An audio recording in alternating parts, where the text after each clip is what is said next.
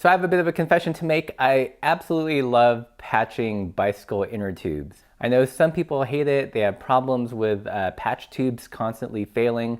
Well, in this video, I'm going to show you my bulletproof method to patching your bicycle inner tube. Welcome back, Pathless Peddlers, and if you're new to the channel, if you're looking for information and inspiration about bike travel, then definitely subscribe. This channel is for you. So it's true, I do enjoy patching flats. I've been known to have inner tubes with as many as half a dozen patches on them. But I know it's not like that for everybody. Some people patch their tubes and the tire goes flat just a couple miles down the road. So I'm going to show you guys the steps I do to really ensure a good patch job. The first thing you want to do is definitely start with a quality patch kit. And I have a personal preference. It is the Rima Tip Top patches. I've used these for years, ever since I got into cycling, and I've tried different patches, even the glueless ones, but I find that the Rima Tip Top patches live up to their name and are the tip top patches you can get. I like them so much I actually bought a 100 pack of the round patches. I'm going to put a link to the patches and all the things I use in the video in the description below. So let's jump right in. Assuming you've removed the inner tube from your tire, the first thing you want to do is mark where the hole is. This is a step that often gets overlooked because it's really easy to lose where the hole is during the patch job, which eventually leads to patch failure. So the way I like to mark the hole is with a big giant cross.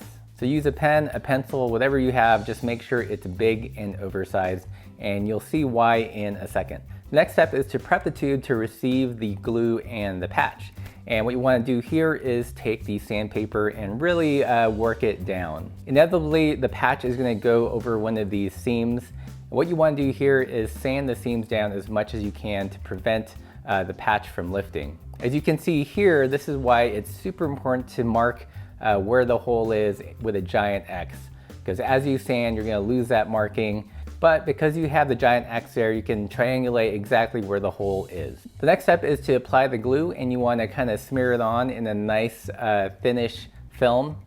And I like to apply it slightly larger than the actual patch size, because there's nothing worse than getting the patch down there and finding you've underglued and the patch lifting up. After applying the glue, you want to wait about 2 minutes, or another good visual test is to take the back of your fingernail and kind of tap it to the glue. And once it starts to feel tacky, then you know it's probably dried just enough to hold the patch down. The next step is to get your patch, especially your Rima Tip Top round patch, and place it on the glue, and take your tire lever. I like to use a plastic lever like the Pedros and really knead it in. I also like to use a bicycle pump as the backing when I do this.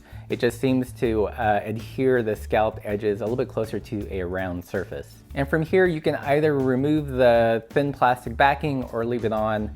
I found that leaving it on doesn't really hurt the performance of the tube or the tire.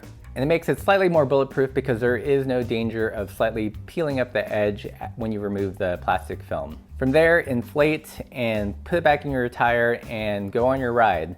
And that is my method for creating the perfect patch job for your bike's inner tube. So did I miss any steps?